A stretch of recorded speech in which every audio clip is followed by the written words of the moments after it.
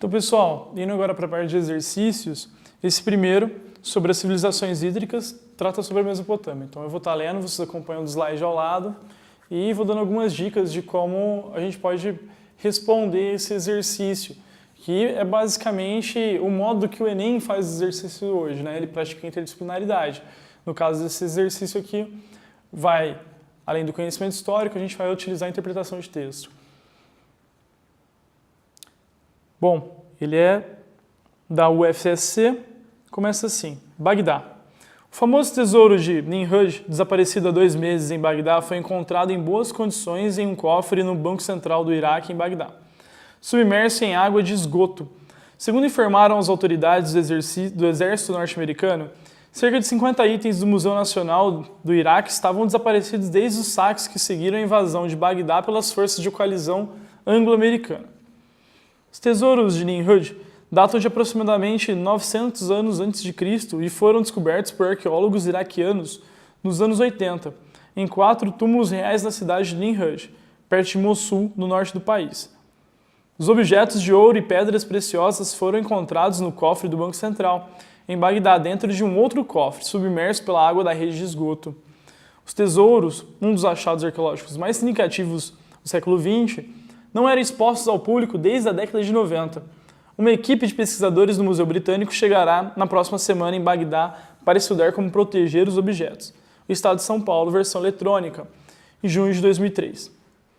Assinale as preposições corretas em relação às sociedades que desenvolveram naquela região na antiguidade. A primeira afirmativa, ele já fala assim, a região compreendida entre os rios Tigre e Eufrates, onde hoje se localizam os territórios do Iraque e do Kuwait, e parte da Síria, era conhecida como Mesopotâmia.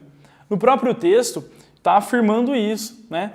Que o tesouro ele era exposto no museu no Iraque e foi encontrado, né, por pesquisadores e arqueólogos no Iraque. Então já é uma dica já de como você já pode ver qual é a alternativa correta.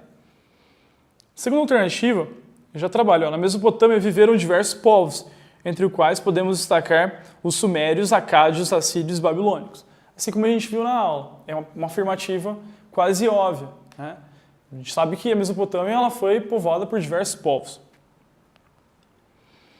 Bom, já na próxima alternativa, na próxima opção, a religião teve notável influência na vida dos povos da Mesopotâmia. Entre eles surgiu a crença de uma única divindade, monoteísta. A gente sabe que não é isso. Bom, na Mesopotâmia tinha diversos deuses, eles eram politeístas, e cada cidade, vamos relembrar, né, tinha um deus, que era como se fosse um patrono. Então eles eram politeístas, por isso a questão está errada. 8. Os babilônicos ergueram magníficas construções feitas com blocos de pedras, nos quais são exemplos das pirâmides de Gizé. Pessoal, pirâmide, Egito, Zigurate, Mesopotâmia. Aí a gente já sabe que está errado. Próxima questão, 16, né? Na próxima alternativa, os povos da Mesopotâmia, além da significativa contribuição no campo da matemática, destacaram-se na astronomia e entre eles surgiu um dos mais famosos códigos de leis da antiguidade, o de Hammurabi. Bom, o código de Hammurabi ele sempre cai. Lembra lá, a lei de Talião, olho por olho, dente por dente. Já sempre associa a Hammurabi. Então ela está correta. 32. Muitos povos da Mesopotâmia possuíram governos autocráticos. Entre os caldeus surgiu o sistema democrático de governo. Pô, a própria alternativa ela é meio confusa. Não, democracia é Grécia, certo? Vamos lembrar, Mesopotâmia era um sistema de monarquia, eles tinham reis e eram cidades-estados. Por isso que essa questão está errada. Vamos para a próxima questão, então, sobre o tema, já tratando do Egito.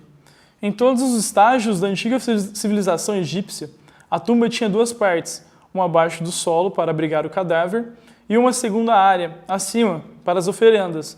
Nos túmulos mais simples, a parte superior podia ser simplesmente a área aberta acima do solo. O nível superior revela a importância que os antigos egípcios conferiam ao ritual de preparar alimentos e comê-los. Nesses espaços faziam-se requintados banquetes fúnebres e grandes quantidades de comida eram deixadas ali como oferendas. Os banquetes e às vezes a preparação dos pratos eram retratadas nas paredes. Era possível que os mais pobres não tivessem muito mais para comer do que pão sem fermento, cerveja e cebolas. Os egípcios atribuíam à cebola e ao alho excelentes propriedades medicinais. e achavam que as camadas de cebola se semelhavam aos círculos concêntricos do universo.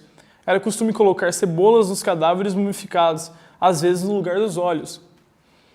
As classes altas tinham uma alimentação rica e variada, possivelmente a cozinha mais avançada daquela época. Restos de comidas encontrados na sepultura anterior a 2000 a.C. incluem codorna, ensopado de pombo, peixe, costela de vaca, rins, mingau de cevada, pão de trigo, compota de figos, bagas, queijos, vinho e cerveja. Mark Kurlansky, Uma História do Mundo. Sobre os costumes dos egípcios antigos, analise a afirmativa a seguir. A fartura de alimentos descrita no texto não está relacionada a elaborados processos de conservação.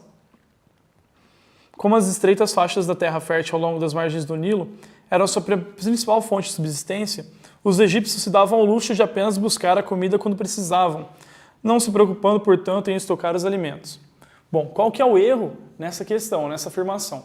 É porque é o seguinte, a base era a agricultura, você não tinha uma produção industrial, né? Não é que nem hoje eu vou no mercado e vou lá e compro o alimento a hora que eu quero. Então eles tinham que plantar e colher. A colheita não era ao longo do ano, não tem nem como, é uma lógica biológica, né? Então eles tinham que estocar alimento. Então eles não podiam se dar ao luxo de buscar alimento sempre que eles quisessem.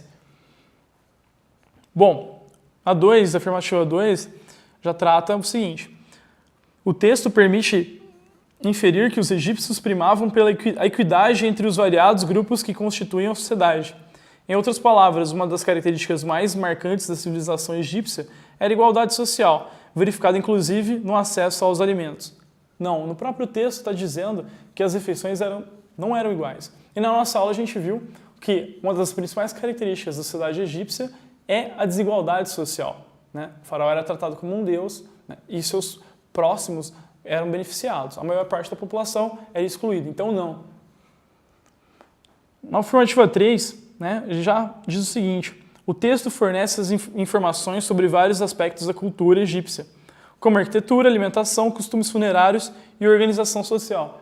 Só sobra essa alternativa, né? Sobra essa afirmação. E é essa mesmo. O texto ele dá vários aspectos da cultura egípcia. Parece uma questão meio boba e ela é longa, e justamente ela é longa por causa disso. É mais a parte da interpretação do texto. E o pouco conhecimento sobre o Egito já permite responder essa questão com facilidade. Bom, esses foram os exercícios da primeira aula. Muito obrigado e até a próxima.